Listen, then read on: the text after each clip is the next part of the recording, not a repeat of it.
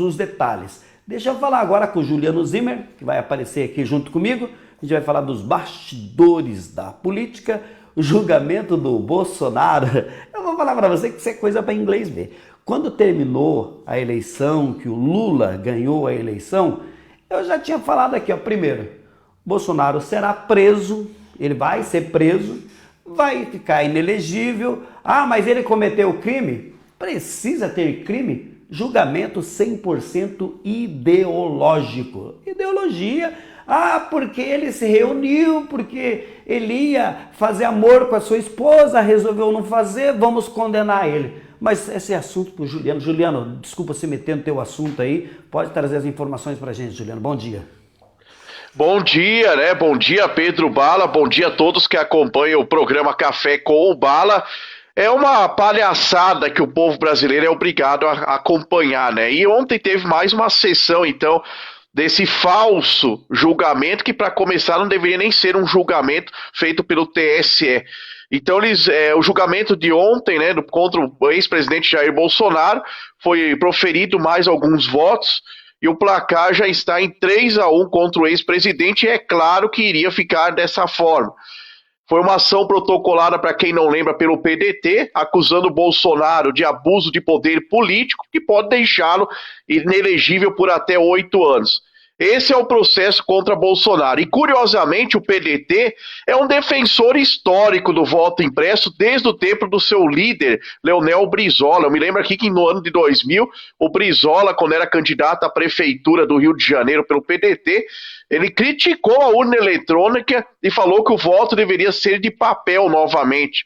E nada aconteceu com o Brizola.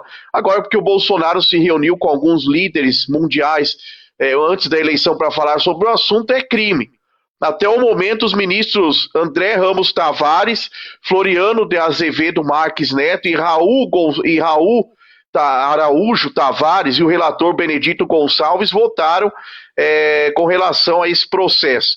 O único que votou a favor de Jair Bolsonaro foi o ministro Araújo, né, o ministro Raul Araújo. O ministro Raul Araújo concluiu seu voto afirmando que o comportamento atribuído ao ex-presidente Jair Bolsonaro não justifica a inegibilidade. Vamos acompanhar a fala do ministro. Fato é que a intensidade do comportamento concretamente imputado à reunião de 18 de julho de 22 e o conteúdo do discurso não foi tamanha a ponto de justificar a medida extrema da inelegibilidade. Especulações e ilações outras, repito, não são suficientes para construir o liame causal e a qualificação jurídica do ato abusivo, razão pela qual o comportamento contestado, apreciado em si mesmo, como acima feito, leva à inescapável conclusão pela ausência de gravidade suficiente.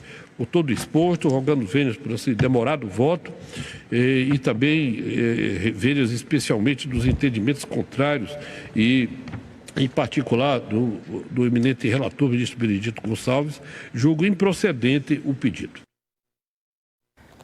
Daí, então, mais um ministro aí que votou também foi o ministro André Ramos Tavares, que também defendeu a inegibilidade de Bolsonaro, assim como Benedito Gonçalves. Acompanhe a fala do ministro. Com isso, senhor presidente, concluo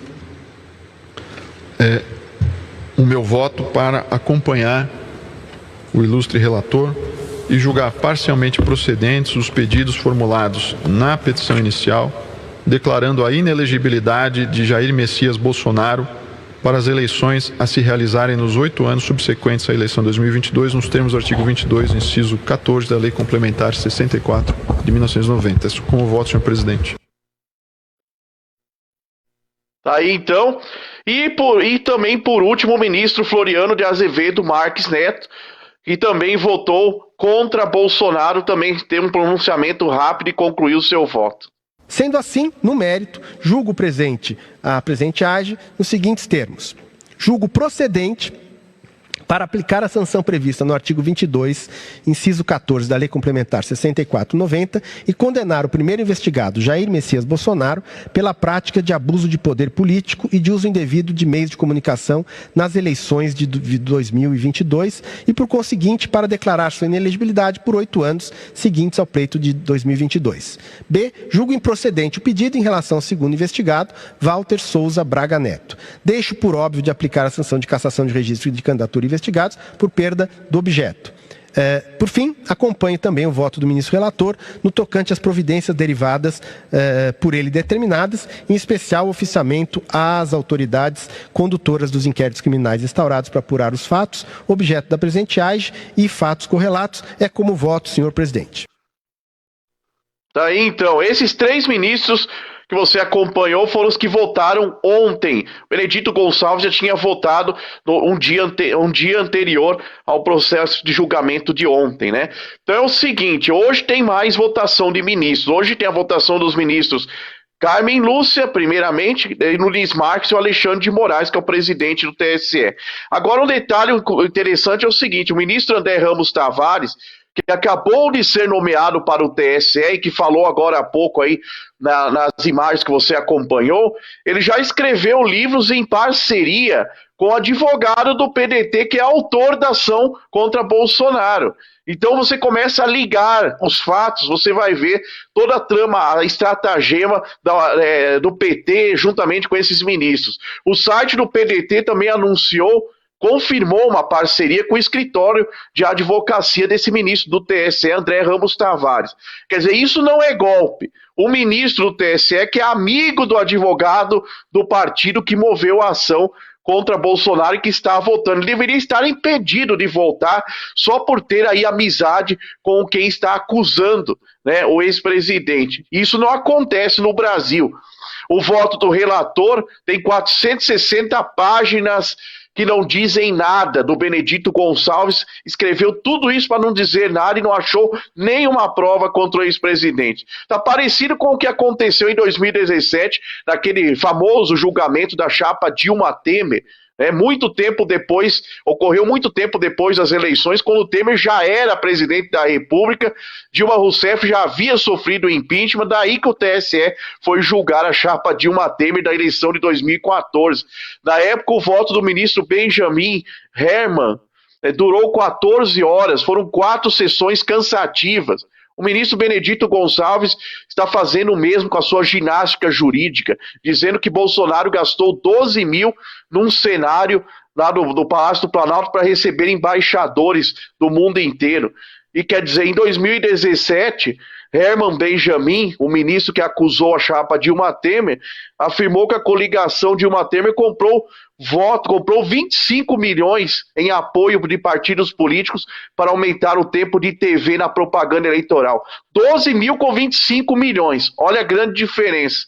E outra coisa, esses 25 milhões da chapa Dilma Temer foi dinheiro de propina, vindo de empreiteiras, em troca de contratos na Petrobras, o que virou o famoso Petrolão, que foi investigado por longo tempo, por longos anos, e depois agora não está dando mais em nada. Diante de tudo isso relatado, né, pelo TSE no caso da chapa Dilma Temer, né, não aconteceu nada, ficou por isso mesmo. No voto de desempate na época era do ministro Gilmar Mendes. Ele decidiu que não poderiam tirar do Temer o mandato dele de presidente, porque muitas acusações entraram no processo depois dele ter sido investigado pelo TSE.